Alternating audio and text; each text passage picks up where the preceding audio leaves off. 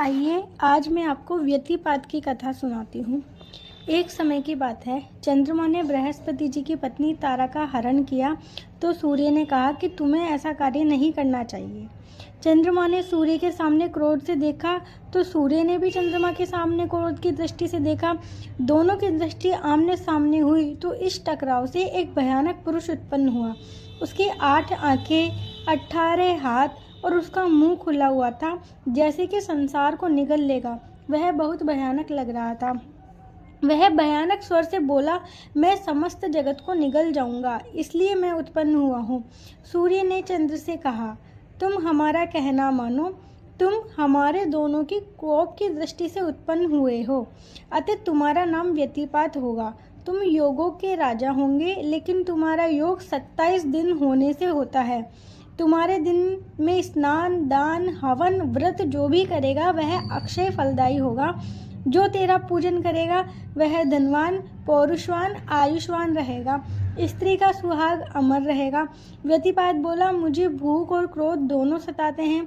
सूर्य चंद्र ने कहा, लोग तुझे दान धर्म देंगे, वह तुम्हारा भोजन होगा, और जो धर्म दान नहीं करेगा उस पर तुम क्रोध कर सकते हो, और जो दान धर्म करेगा उस पर प्रसन्न होना। व्यतिपात यह सुनकर चंद्र सूर्य को नमस्कार करके वहां से चले गया।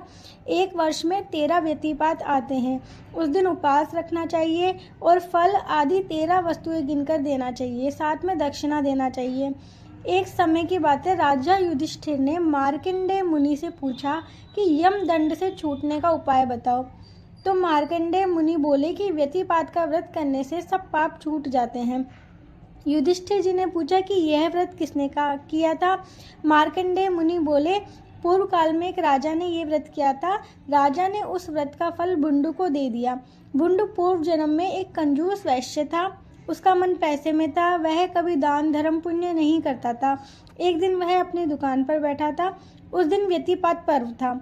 एक गरीब ब्राह्मण उसके यहाँ दान लेने आया। उसने कहा, सेठ थोड़ा मुझे रसोई का सामान दे दो, मैं भूखा हूँ। उस सेठ ने उसको निकाल दिया। वह फिर आया कि सेठ आज पर्व का दिन है, आज मुझे थोड़ा कुछ दे दो, आपके चौगुना हो जाएगा, भगवान तेरा भला करेगा, थोड़ा आटा दे दो। सेठ ने उसे धक्का मारकर निकाला तो ब्राह्मण को क्रोध आ गया और उसने उसको श्राप दे दिया कि तू भुंड होगा और जलता भूखा मरता फिरेगा। जब कोई व्यतिपात का पुण्य देगा तभी तुझे शांति मिलेगी। और ऐसा कहकर ब्राह्मण चले गया।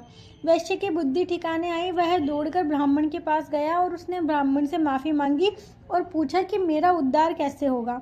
तो ब्राह्मण ने उस वैश्य से कहा कि जब भी कोई पुण्यात्मा व्यतिपात का पुण्य तुम्हें देगा तब तुम श्राप से मुक्त हो जाओगे। थोड़े दिन के बाद वैश्य मर गया। उससे भुंड की देह मिली। वह भयंकर जंगल में विचरने लगा और एक बार आग लगने से भुंड का मुंह, पेट आदि जल गया। उससे वह दुखी रहने लगा। राजा हरियश्च जंगल में आया। उसने भुंड को पीड़ित देखा। राजा ने पूछा कि तुम्हें इतना कष्ट क्यों हो रहा है, तुमने पूर्व जन्म में पाप किया होगा। भुंड ने कहा, मैं पहले वैश्य था। व्यतिपात के दिन एक ब्राह्मण भिक्षा लेने आया, परंतु मैंने उसको धक्का देकर निकाल दिया। इस कारण ब्राह्मण ने मुझे श्राप दिया कि तुम भुंड हो जाओगे, वन में भूख से पीड़ित होकर फिरते रहोगे। यदि आपने व्यतिपात का व्रत किया और उसका फल मुझे दे दिया तो मेरा उद्धार हो जाएगा। दयालु राजा ने जल लेकर हाथ में व्रत का संकल्प करके भुंड पर छिड़का तो वह भुंड तुरंत पूर्व जन्म का वैश्य बनकर दिव्य रूप धारण करके स्वर्ग में गया। जो व्यतिपात की कथा सुनेगा, स्नान, दान, धर्म, उपवास करेगा, उसके ऊपर यमराज प्रसन्न होकर स्वर्ग का लाभ देंगे। अगर आपको व्यतिपात की कहानी सुनी है तो उसके लिए वीडियो को शेयर ज़रूर करना। अच्छी लगे तो मेरे चैनल को सब्सक्राइब ज़रूर करना। मेरे चैनल का नाम है भजन कथा संग्रह। धन्यवाद।